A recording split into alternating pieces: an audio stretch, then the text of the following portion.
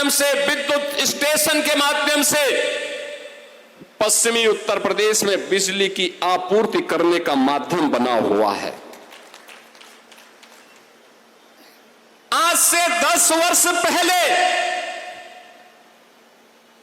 Medical की सुविधाएं नदारद थी। पहले ही 3 वर्ष के अंदर शामली ने जो प्रगति की 17 से 20 के बीच, मैं 20-21 में देख रहा था जब कोरोना महामारी थी, शामली के लोग तो स्वस्थ थे ही, लेकिन देश के अन्य क्षेत्रों से, दिल्ली और अगल बगल के क्षेत्र से लोग उपचार कराने के लिए शामली के हॉस्पिटलों में आने के लिए मजबूर हो रहे थे।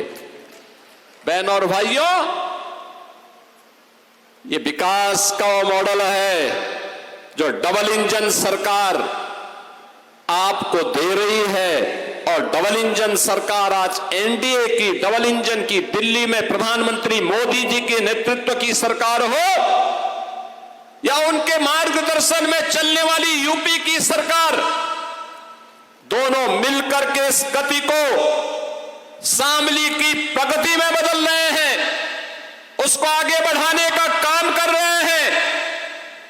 याद करिए जो अभी यहां प्रसन्न चौधरी कह रहे थे मंच से, यहां के जनप्रतिनिधि चौधरी जयंत सिंह जी ने भी, चौधरी बीरेंद्र सिंह जी ने भी, मोहित बेनीवाल ने भी, सुरेश राणा जी ने भी। सुरेश राणा तो हमारे गन्ना मंत्री थे। आज जो भी हमारे सामने चीनी मिलों की चलती हुई स्थिति है, उसमें जो सुधार है, यह स्वतंत्र भारत के इतिहास में चौधरी चरण सिंह जी के बाद अगर उस चीनी मिलों के पुनरुद्धार का बीड़ा किसी ने उठाया है तो इसी माटी के सपूत से सुरेश राणा ने 2017 में उठाई थी। और बहन और भाइयों, आज उसका परिणाम है 122 चीनी मिलें चल रही हैं। और जब मेरे सामने प्रस्ताव आया कि गन्ना किसानों के गन्ना मूल्य का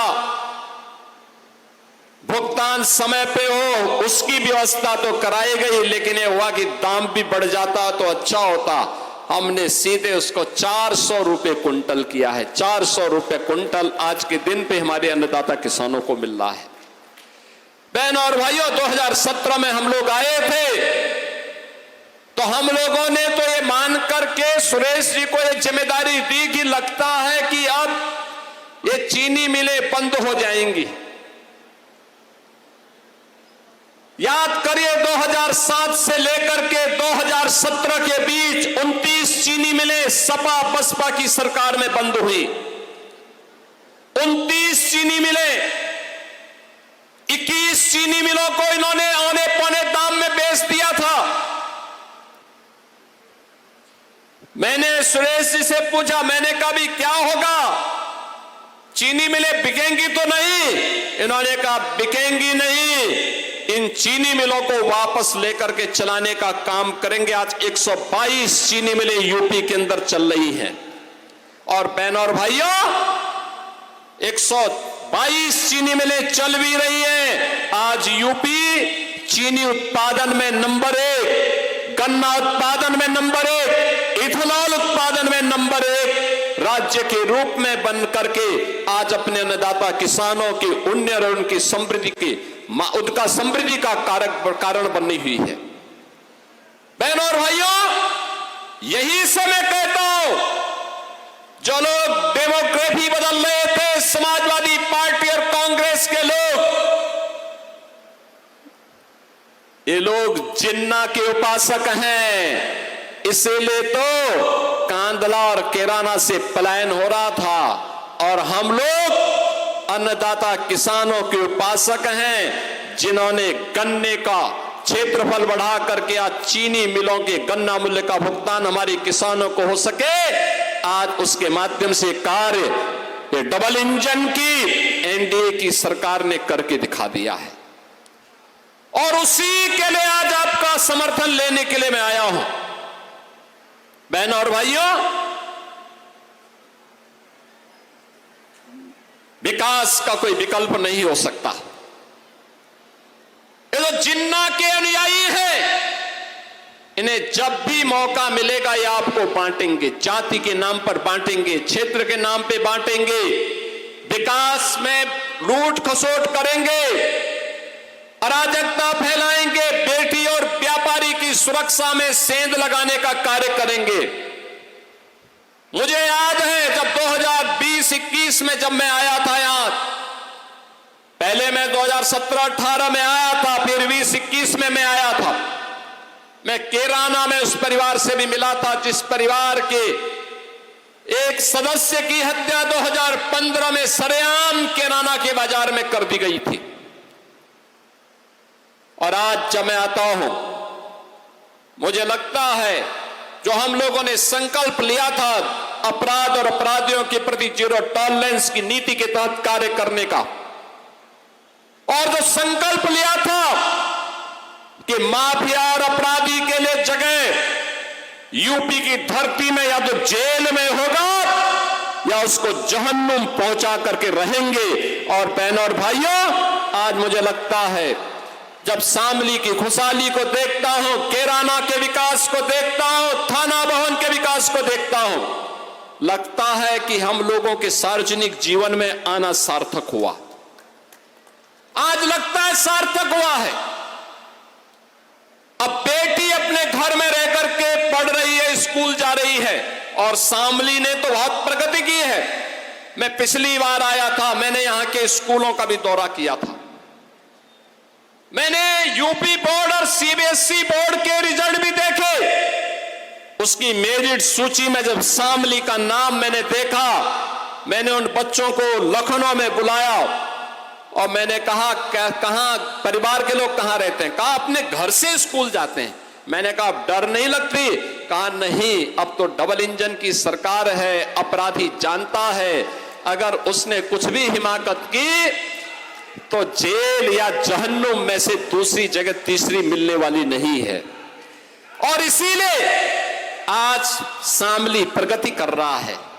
बहनों और भाइयों, इस प्रगति की राह को और तीव्र करने के लिए आज मुझे स्वयं फिर यहां आना पड़ा है। मैं भी आया हूं। देखो ना, कैराना में मैंने कहा था हम पीएससी की एक बटालियन देंगे। कितना भव्य बटालियन बन रही है यहां पे। याद करिए, अब नौकरी निकलती है यूपी के अंदर।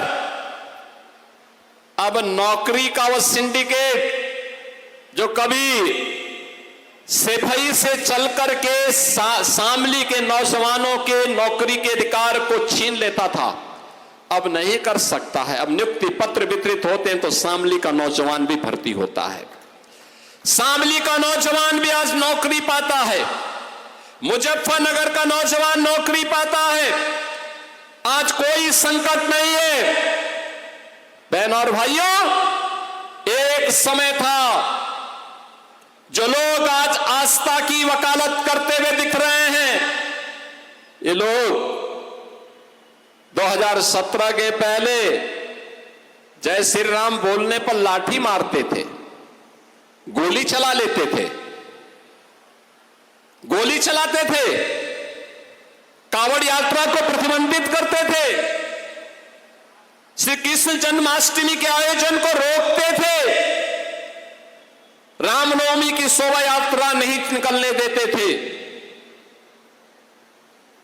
धार्मिक स्थलों की संपत्ति पर कब्जा करते थे। बहनों और भाइयों, आज मैं कह सकता हूं,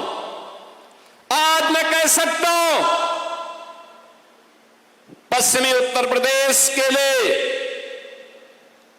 यहां के किसानों के लिए, यहां के युवाओं के लिए, देश के अन्नदाता किसानों के लिए और देश के अन्नदाता किसानों के उन्नयन के लिए और युवाओं के उज्जवल भविष्य के लिए चौधरी चरण सिंह जी ने जो सपना देखा था, उस सपने को आज साकार कर रही है डबल इंजन की भारतीय जनता पार्टी और एनडीए की सरकार। एक और अन्नदाता किसान के उन्नयन का कार्य हो रहा है, उसके चेहरे पर खुशहाली लाने का कार्य हो रहा है। दूसरी ओर नौजवानों के लिए नौकरी और रोजगार की सुविधा है, बहन और बेटी को सुरक्षा भी है और उनके स्वावलंबन के लिए भी योजना है। और हर गरीब को शासन की योजना का लाभ प्रदान करने का कार्य भी हो रहा है। हर व्यापारी को सुरक्षा प्रदान की जा रही है, उनके निवेश को भी और उसको भी सुरक्षा प्रदान करके उसको आगे बढ़ाने का कार्य किया जा रहा है। यही तो डबल इंजन सरकार है। आज कावड़ यात्रा को कोई रोकता नहीं। आज तो शानदार कावड़ यात्रा चल रही है। सुरक्षा सरकार उसके साथ खड़ी है, प्रशासन उनकी सेवा में खड़ी है, उद्यमी व्यापारी और स्वयंसेवी संगठन उनकी सेवा के लिए खड़े रहते हैं। और मैं आज के इस अवसर पर जब कावड़ यात्रा प्रारंभ होने वाली है, मैं सभी कावड़ संघों से विनम्र अपील करूंगा। बहनों और भाइयों, मैं उनसे अपील करूंगा कि याद रखना, हम सब श्री राम के वंशज हैं, श्री कृष्ण के अनुयायी हैं और भोले शंकर के भक्त हैं। हम सब इस बात को ध्यान रखेंगे, राम की मर्यादा, कृष्ण की लीला और शंकर की समरसता और जीवंतता हमेशा हमें आगे बढ़ने के लिए प्रेरित करती है। जीवन में अनुशासन और धैर्य, यह हमारी सबसे बड़ी पूंजी होनी चाहिए। छोटी छोटी बातों को लेकर के कहीं हुड़दंगई नहीं होनी चाहिए। याद रखना, ये सभी हुड़दंगई या कहीं कोई गुंडागर्दी होती है, इस प्रकार के दृश्य, कोई अनुशासनहीनता होती है तो इस प्रकार के दृश्य, जितने भी विरोधी हैं ये सभी लोग एक नोट करके रखेंगे और फिर कावड़ यात्रा को पूर्व की भांति प्रतिबंधित करने के लिए लोग इन केन प्रकारेण तमाम अन्य जगहों से दबाव बनाने का प्रयास करेंगे। लेकिन मैं कहूंगा, सरकार उनकी सुरक्षा के लिए, उनकी सुविधा के लिए और उनकी भक्ति को साकार करने के लिए हर प्रकार का सहयोग कर रही है। यही तो डबल इंजन सरकार है जो आस्था का सम्मान कर रही है, पुष्प वर्षा करती है। मैं स्वयं कावड़ यात्रा के दौरान आता हूं पुष्प वर्षा करने के लिए। लेकिन बहनों और भाइयों, हम लोगों को उस मर्यादा को समझना होगा जो इस यात्रा की, कावड़ यात्रा की गरिमा को बढ़ाएगा, कावड़ यात्रियों के साथ लोगों के उस प्रगाढ़ प्रेम को व्यक्त करने का एक माध्यम बनेगा। इसलिए अगर कोई गलत व्यक्ति हमारे बीच में आकर के उपद्रव करने का प्रयास करता है, उड़दंगई करने का प्रयास करता है, पहले ही ऐसे व्यक्ति को कान पकड़ करके बाहर कर देने की आवश्यकता है और कह देने की आवश्यकता है कि अनुशासनहीनता हम नहीं स्वीकार करेंगे। यह मर्यादा है हमारे पर्व और त्योहारों की, और पर्व और त्योहारों की इस मर्यादा को ध्यान में रख करके अगर हम कार्य करेंगे तो आने वाले समय में ये परंपराएं और अच्छे ढंग से आगे बढ़ेंगी। मैं आज के इस अवसर पर आप सभी को, आज यहां पे हमारे थाना भवन के विधायक श्री अरशद अली जी नहीं है, उनका स्वास्थ्य खराब हुआ, अस्वस्थ है। मैंने आज सुबह उनसे टेलीफोन से बातचीत करके उनका हालचाल भी लिया। प्रसन्न चौधरी प्रसन्न रूप में यहां पर मौजूद हैं, लेकिन उनका पैर फ्रैक्चर है। और मुझे अच्छा लगा कि विकास के कार्यों में रुचि ले रहे हैं, निरंतर यहां के मुद्दों को उठाते हैं और इन सभी कार्यों को लेकर के हमारे यहां के जनप्रतिनिधिगण लगातार प्रयास करते हैं। बहनों और भाइयों, इन्हीं प्रयासों का परिणाम है कि कुछ ही दिनों में, याद रखना, कुछ ही दिनों में 750 किलोमीटर लंबा गोरखपुर शामली इकोनॉमिक कॉरिडोर फिर से शामली को गोरखपुर और पूर्वोत्तर भारत सिलीगुड़ी तक जोड़ देगा। सिलीगुड़ी तक जोड़ने का मतलब लगभग इसकी दूरी होगी लगभग 1100-1200 किलोमीटर की। इतना लंबा कॉरिडोर आपका जुड़ने वाला है। याद रखना, यहां शामली से ही आपको हम आगे अंबाला और पानीपत की यात्रा कराने जा रहे हैं एक्सप्रेसवे के माध्यम से, और शामली एक जंक्शन बनने जा रहा है महत्वपूर्ण, जो चारों ओर से जो एक्सप्रेस हाईवे के महत्वपूर्ण पड़ाव का केंद्र होगा।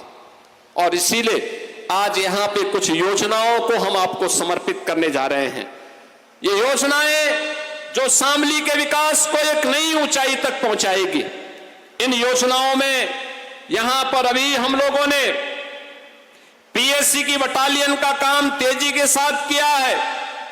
शामली में यहां पर हम लोग पुलिस लाइन के निर्माण के कार्य को भी युद्ध स्तर पर आगे बढ़ाए हैं।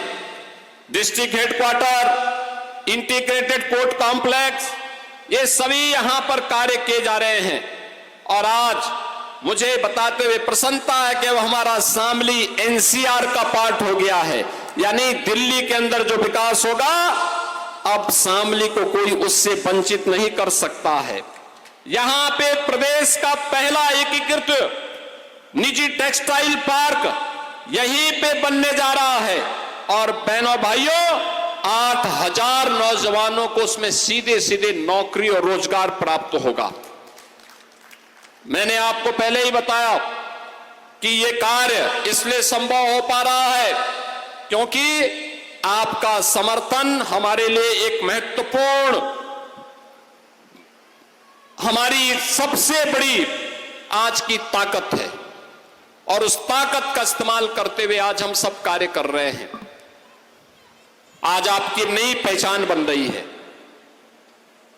अब शामली पहचान के लिए मोहताज नहीं है, गन्ने की मिठास के लिए भी, और साथ साथ एक्सप्रेसवे के एक नए हब के रूप में अपनी पहचान को बताने के लिए, उस पहचान को आगे बढ़ाने के लिए आज हम सब यहां पर ढेर सारी परियोजनाओं के लोकार्पण के कार्यक्रम को भी यहां संपन्न किए हैं।